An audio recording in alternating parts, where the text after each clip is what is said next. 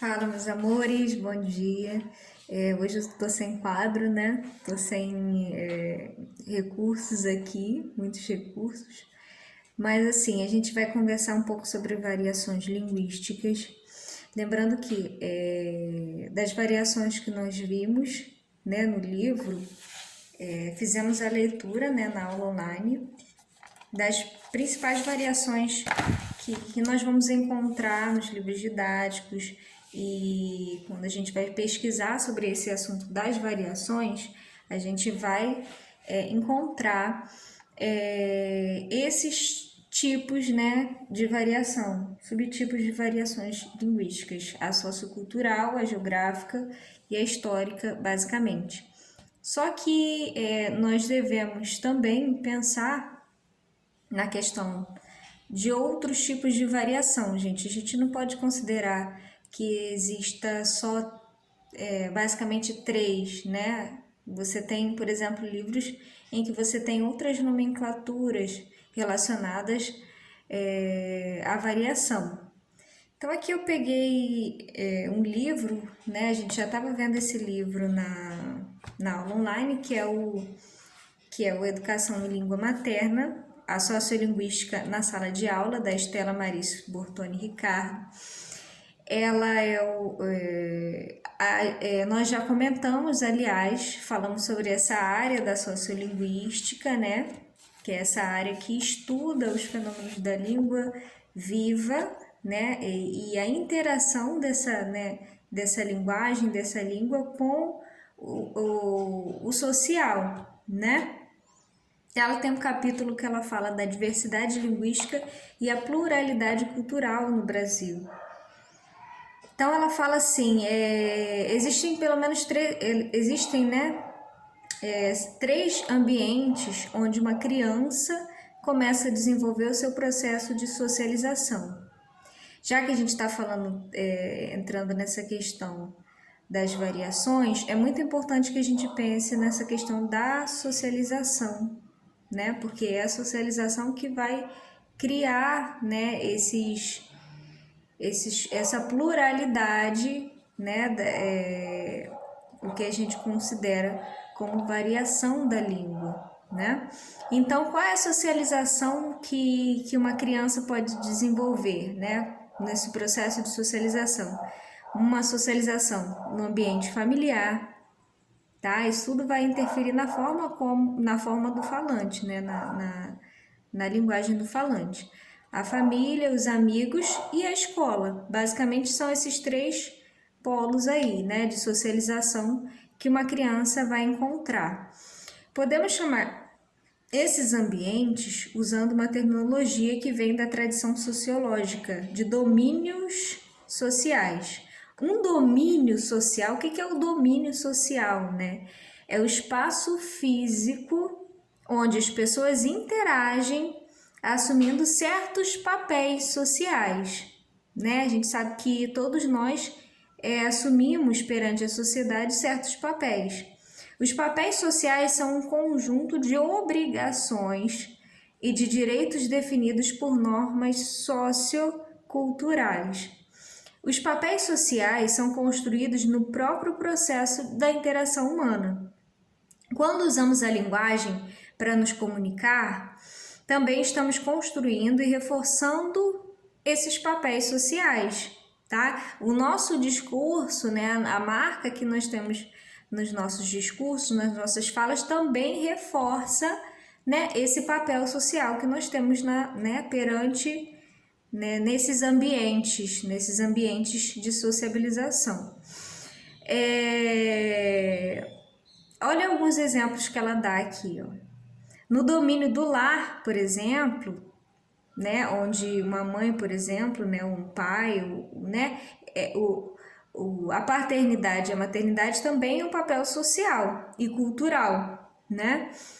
No domínio do lar, as pessoas exercem os papéis sociais de pai, de mãe. O ser filho também é um papel social, né? Filho, filha, avó, avô, tio, marido, mulher, etc. Quando observamos um diálogo entre mãe e filho, né? Por exemplo, verificamos características linguísticas que marcam ambos os papéis. Percebam, né, que num discurso, num diálogo travado entre mãe e filha, a gente percebe pelas marcas, né, da linguagem, né, dos discursos de ambos, esses papéis sociais, né, o que a gente define nessas normas socioculturais, né? As diferenças mais marcantes são as intergeracionais. Geração mais velha, né? A gente percebe quando a pessoa tem determinada idade, né? Ainda que você está conversando com alguém, você sabe pela marca da fala, né? Pelo discurso da pessoa, que ela pertence a uma determinada época, né? Ou pertenceu, quer dizer, não que pertenceu a uma determinada época. O telefone tocou aqui, gente. Então, essas marcas intergeracionais, né, correspondem à geração mais velha ou geração mais nova, né, as marcas da fala, e as de gênero também, né? Então, as de gênero homem e mulher, a fala de um e a fala de outro, né, os discursos que são proferidos, né, nessa questão do gênero também determina, né, essa marca, né, sociocultural. Ok? Outra coisa, né, quando essa criança, né, ela sai do domínio, da transição do domínio do lar para o domínio da escola, você percebe que também ela faz uma transição de uma cultura predominantemente oral, né? Porque ela sai dessa cultura predominantemente oral para ser inserida, né, para uma cultura permeada pela escrita, o que a gente vai chamar de letramento, né? O que a gente chama de letramento. Uma pessoa pode ser alfabetizada, uma pessoa pode não ser alfabetizada, mas ela pode ser letrada. Depois a gente pode até conversar sobre essa questão do letramento. Na sala de aula, ela fala assim, na sala de aula, como em qualquer outro domínio social, encontramos grande variação no uso da língua, mesmo na linguagem da professora. Paciência com esse telefone, meu Deus do céu. Voltando, né? Na sala de aula, como em qualquer outro domínio social, encontramos grande variação do uso da língua, mesmo na linguagem da professora, que por exercer um papel social de ascendência sobre os alunos, está submetida a regras mais rigorosas no seu comportamento verbal e não verbal. O que estamos querendo dizer é que em todos os domínios sociais, há regras que determinam as ações que ali são realizadas. Essas regras podem estar documentadas e registradas, como no caso dos tribunais, né, de um tribunal de júri, por exemplo, do júri ou de um culto religioso que podem ser apenas parte da tradição cultural não documentada. Em um ou outro caso, porém, sempre haverá variação da linguagem nos domínios sociais. O grau dessa variação será maior em alguns domínios do que em outros. Por exemplo, no domínio do lar ou das atividades de lazer, observamos mais variação linguística do que na escola ou na igreja. Percebam, né, que fora desses ambientes, né, o domínio do lar, né, as atividades que a gente faz de lazer, e é o que a gente também pensa em relação à linguagem coloquial descuidada, né, a linguagem coloquial, há mais variação linguística do que na escola ou na igreja, que você tem a questão do domínio social um pouco mais marcada, né? Por assumir esses papéis sociais, né? Mas em todos eles há variação. em todas essas esferas, sendo na igreja, sendo na escola, sendo em casa, né, no ambiente familiar, você vai encontrar variação. Porque a variação é inerente à própria comunidade linguística. Então, a variação, né, e a gente estava falando até dessa questão da gramática internalizada, a questão da variação tem muito a ver também com isso, né, da gramática universal que nós temos, né? Não é aquela que corresponde às regras prescritas, né? Que nós aprendemos na escola, não corresponde basicamente à norma padrão. Eu já ia falar norma culta, a norma padrão. Mas aí a gente encontra a questão das variações, né? Como exemplo, aliadas também a essa gramática internalizada que nós temos.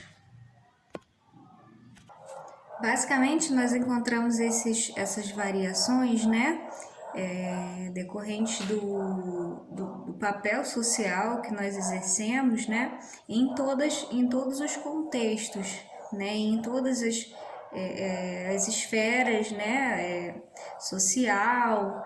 Você encontra, né, do ponto de vista regional também, né, histórico, tudo isso tem muito a ver também, né? Algo interessante que eu também marquei aqui na Estela Maris é que ela fala que na questão, por exemplo, da variação no Brasil, né, a variação regional se manifesta mais na pronúncia de alguns sons, no ritmo, na melodia e em algumas palavras. Olha como é que você tem a marca de uma variação regional. Mas acontece na questão da pronúncia de alguns sons, né? Essa questão dos fonemas, no ritmo, né? No ritmo, na melodia e em algumas palavras. Também ela fala assim: toda variedade regional ou falar é, antes de tudo, um instrumento identitário, isto é, um recurso que confere identidade a um grupo social. Ser nordestino, ser mineiro, ser carioca, etc., é um motivo de orgulho para quem o é. E a forma de alimentar esse orgulho é usar o linguajar de sua região e praticar seus hábitos culturais. Então aí a gente vê, né, que exemplo, ela dá até um exemplo aqui do tch, né, olha aqui, ó. Uma consoante linguodental, a principal marca dos falares nordestinos são as vogais E e O, pronunciadas abertas quando vem na sílaba pretônica. Por exemplo, coração, Roberto, redondo, remoto, verdade, procurar. Minha avó fala muito assim também. Minha avó é do Maranhão. Mas há também outras marcas nesse sotaque, o T pronunciado com uma consoante linguodental diante de I. A pronúncia linguodental, né? O T, né? É a que realizamos nas palavras tudo, todo, telha, tábua. No centro-sul do país, o fonema T, né, diante da vogal I, não tem pronúncia linguodental, e sim uma pronúncia palatal, que podemos representar como T. Nas palavras água, Tiago, tijolo, a gente fala ti, né, não é linguodental, é palatal, né? Tiago, tijolo, tijuca, antigo, né? Também no vocabulário vamos encontrar diferenças entre as variedades regionais. Em muitas áreas do Nordeste, por exemplo, as pessoas dizem tomar de conta, enquanto no Centro-Sul é tomar conta de, né? Aí a troca da posição aí da preposição. Também dizem banhar. Minha avó falava muito, né? Banhar, se banhar, né? Enquanto no Centro-Sul se diz tomar banho, No léxico da culinária, por exemplo, né, há muitas diferenças de natureza regional. A palavra canjica, por exemplo, denota alimentos diferentes nas diversas regiões. A canjica que a gente come aqui no Centro-Sul, né, que a gente come no Centro-Sul, desculpa, que nós comemos, né, no Sudeste, né, em alguns pontos do Nordeste é conhecida como mungunzá. Também nos cortes de carne bovina, filé, contrafilé, patinho, picanha, etc., há muita variação. Você certamente conhece muitos outros exemplos de variação dialetal no léxico, né? A questão da mandioca, por exemplo, mandioca, macaxeira, aipim, né? E por aí vai. Então, bom, ela diz também aqui que em qualquer comunidade, né, seja pequena, como um distrito semi-rural, né, ou pertencente a um município, ou grande como uma capital, um estado ou um país, sempre apresentará a variação linguística que decorre de vários fatores, e aí ela menciona, a variação linguística ocorre em fatores como grupos etários. E aí, o que a gente quer dizer com isso, né? Na questão dos grupos etários? No interior da família, né, há diferenças sociolinguísticas intergeracionais. A gente já mencionou esse termo anteriormente, na questão do gênero e na questão da faixa etária, né? Os avós falam diferente dos filhos e dos netos, etc. O mesmo ocorre na sociedade como um todo. Uma aluna de pedagogia que trabalha de dia em uma casa lotérica me relatou um episódio ilustrativo de diferenças linguísticas associadas a grupos etários. Um cliente já idoso sempre a procurava para fazer o jogo e um dia ele disse: "Moça, qual é a sua graça?" Vocês já ouviram essa expressão? Qual é a sua graça? Ela ficou sem entender e sem saber o que responder. Só mais tarde percebeu que a pergunta era: qual é o seu nome? Né? No vocabulário de campos semânticos relacionados ao sexo e excreção, né? Que geralmente contém muitas palavras tabu, encontramos palavras que variaram ao longo de gerações. Por exemplo, uma mulher grávida era chamada de senhora em estado interessante.